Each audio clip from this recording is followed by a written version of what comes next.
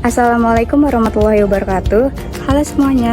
Sebelumnya, kami ingin mengucapkan terima kasih kepada Ibu Mima Nisma SEMM selaku dosen pengampu Ilmu Kealaman Dasar di Universitas Indraprasta PGRI.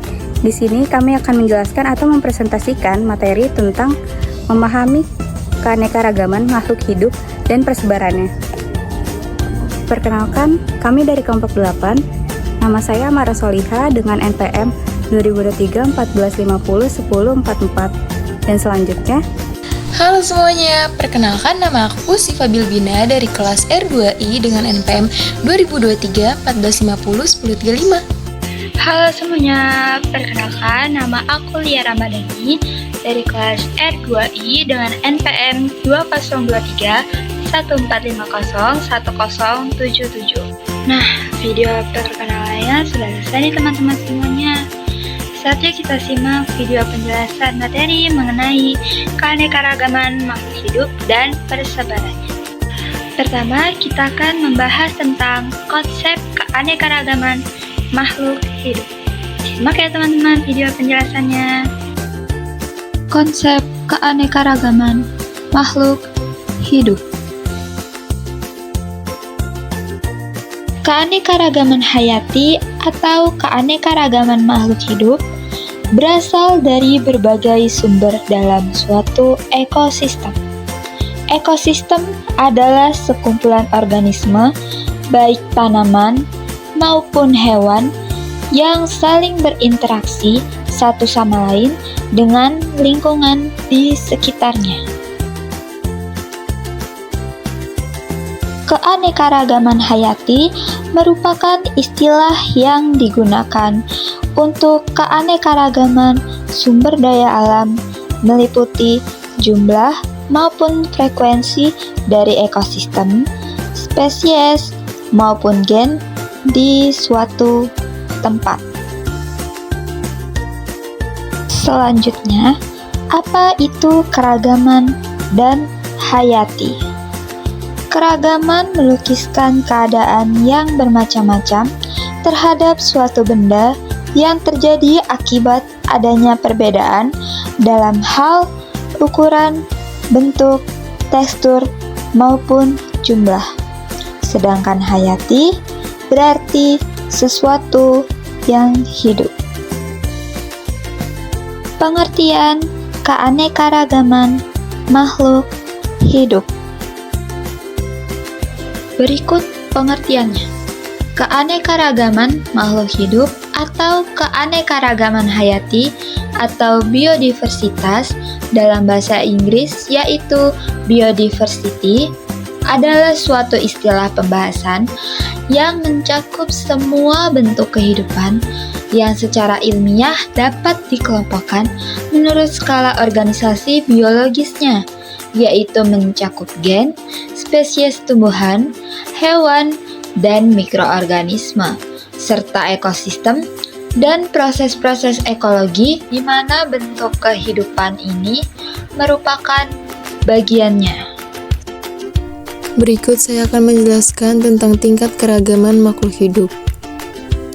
Pengertiannya yaitu keanekaragaman hayati ialah keanekaragaman di dalam makhluk hidup dari semua sumber termasuk diantaranya daratan, lautan, dan ekosistem perairan lain, serta kompleks-kompleks ekologi yang merupakan bagian dari keanekaragamannya.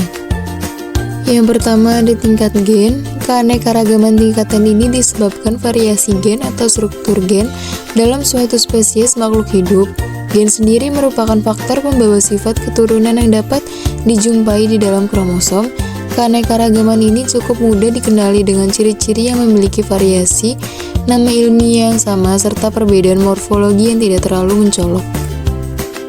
Contoh tingkat gen pada tumbuhan yang pertama ada padi atau Orchia sativa dengan variasi padi rojolele, padi ciherang, padi ciliwung, dan lain-lain. Yang kedua itu ada mangga atau Mangifera indica dengan varietas mangga arumanis, mangga mana lagi, mangga golek, dan lain-lain. Contoh tingkat gen pada hewan, yang pertama ada anjing atau Canis familiaris dengan ras anjing Golden Retriever, anjing Bulldog, anjing German Shepherd, dan lain-lain. Yang kedua ada kucing atau Felis catus dengan ras kucing Angora, kucing Persia, kucing Sphinx, dan lain-lain. Tingkatan kedua yaitu ada tingkat spesies. Keanekaragaman satu ini dapat ditemukan pada komunitas atau kelompok berbagai spesies makhluk hidup dalam genus atau famili yang sama di suatu tempat. Contoh tingkat spesies pada tumbuhan terbagi menjadi dua, yaitu yang pertama ada tingkat genus.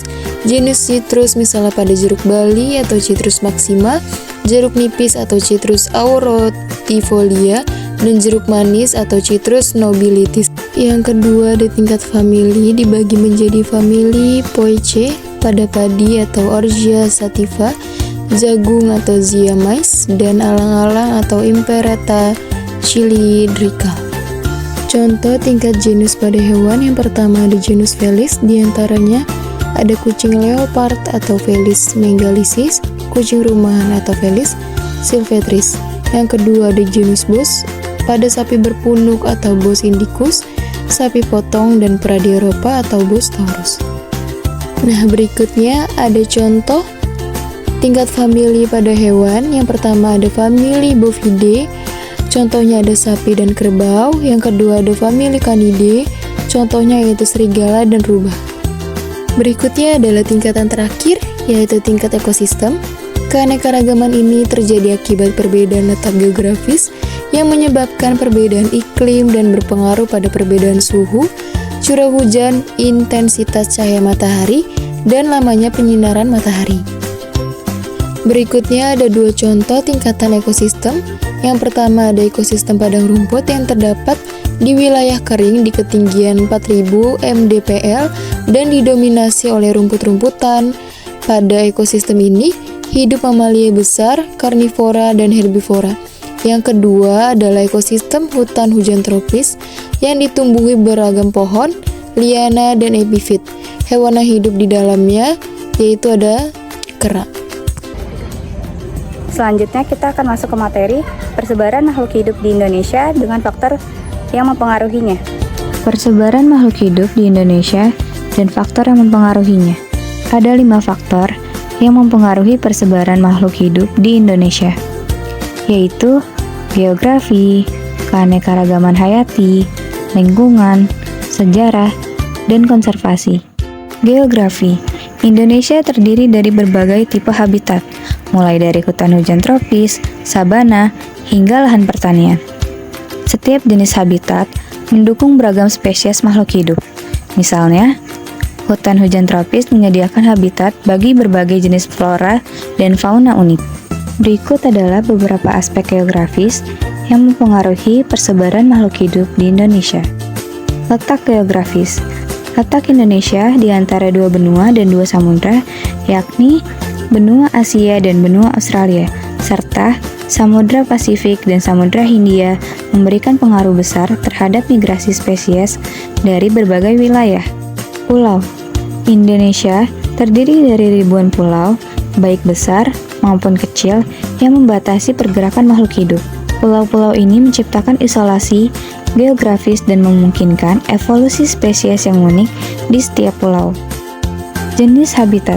Beragam habitat seperti hutan hujan tropis, hutan mangrove, sabana, dan padang rumput terbesar di seluruh Indonesia. Setiap habitat mendukung kehidupan berbagai spesies makhluk hidup yang telah beradaptasi dengan lingkungannya. Ketersediaan air.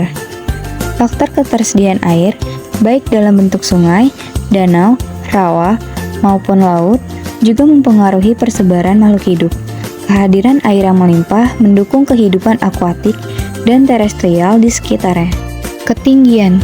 Perbedaan ketinggian juga mempengaruhi persebaran makhluk hidup. Daerah pegunungan cenderung memiliki iklim dan vegetasi yang berbeda dengan dataran rendah. Pengaruh iklim. Faktor iklim seperti curah hujan, suhu, dan kelembapan juga mempengaruhi persebaran makhluk hidup.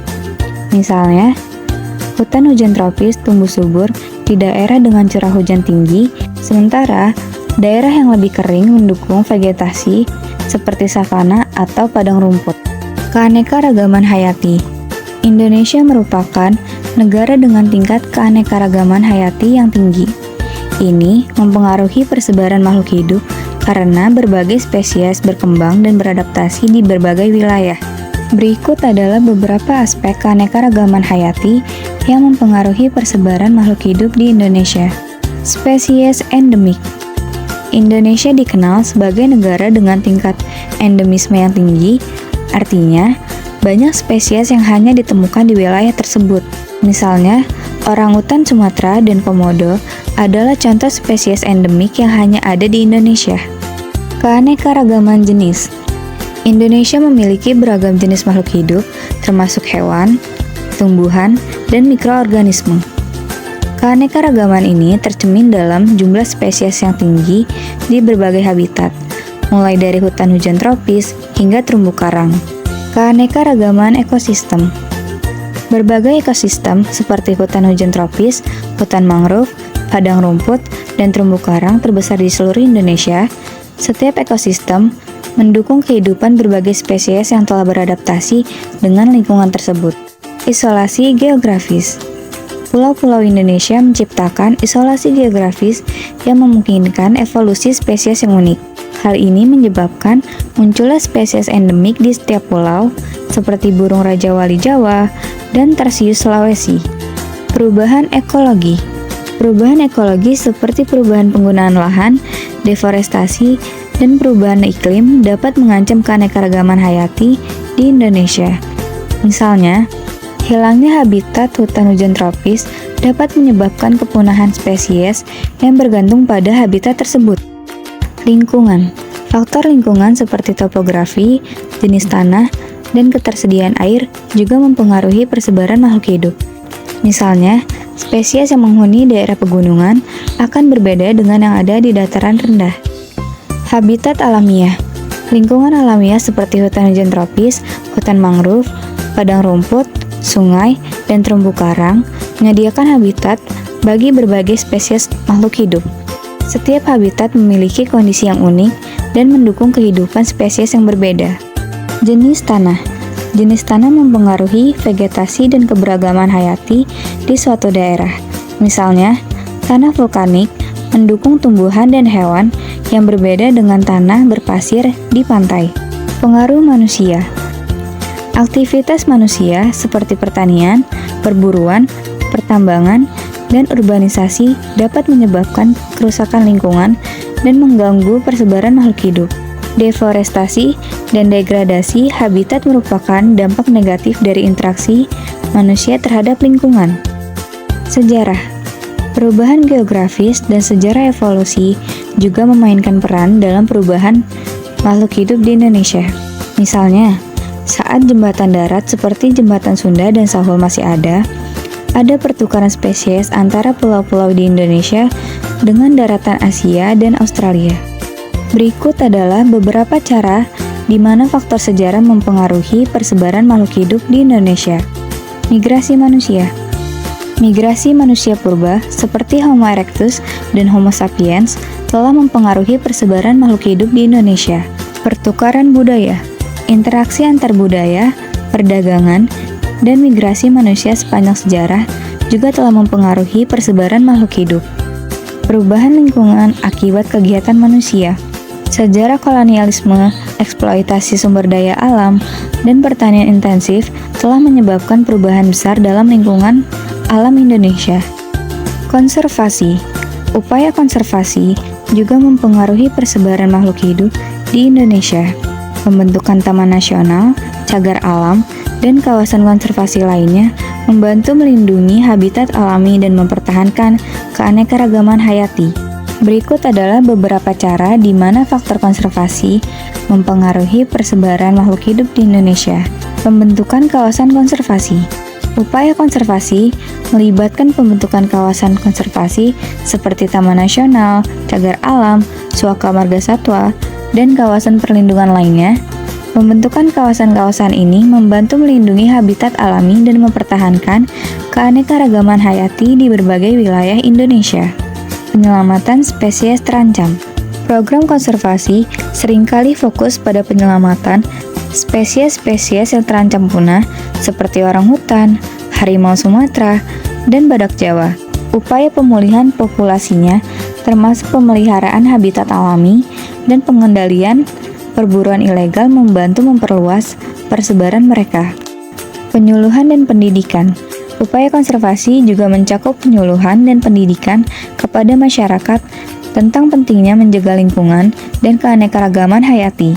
Masyarakat yang teredukasi cenderung lebih peduli terhadap lingkungan dan lebih berpartisipasi dalam upaya konservasi.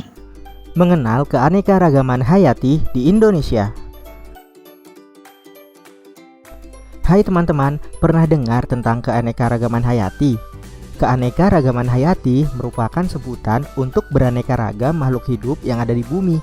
Berdasarkan Kamus Besar Bahasa Indonesia atau KBBI, keanekaragaman hayati merupakan beragam makhluk hidup yang diperlihatkan suatu daerah, mulai keanekaragaman genetika, jenis, dan ekosistemnya.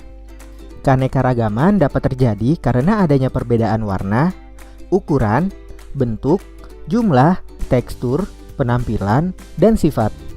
Teman-teman mungkin pernah mendengar bahwa Indonesia dikenal dunia sebagai negara yang punya keanekaragaman hayati yang tinggi. Namun, apa ya yang menjadi penyebabnya? Supaya semakin mengerti tentang keanekaragaman hayati, yuk kita mengenal berbagai ragam hayati di Indonesia. Sebelum lanjut videonya, jangan lupa like, subscribe, dan nyalakan lonceng notifikasinya ya.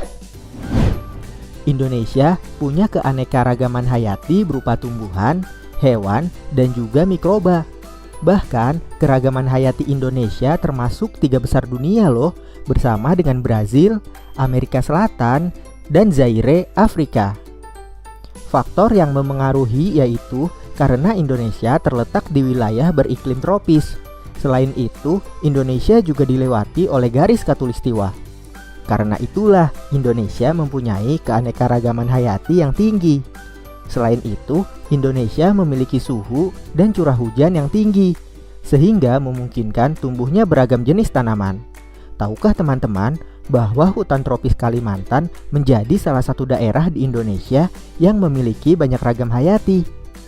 Hutan tropis Kalimantan memiliki keragaman hayati yang tinggi loh teman-teman. Keragaman hayati adalah keragaman makhluk hidup yang menunjukkan keseluruhan variasi gen, spesies, dan ekosistem yang terdapat di suatu daerah. Bahkan, hanya di wilayah Taman Nasional Betung Kerihun saja terdapat 1.216 jenis flora dan setidaknya ada 48 jenis mamalia. Wah, keren ya teman-teman. Dengan kita tahu tentang keanekaragaman hayati, kita jadi lebih perhatian kepada tanaman dan hewan yang ada di sekitar kita. Sampai jumpa di video berikutnya ya. Nah, itu saja materi yang bisa kami bahas. Kurang lebihnya mohon maaf. Wassalamualaikum warahmatullahi wabarakatuh.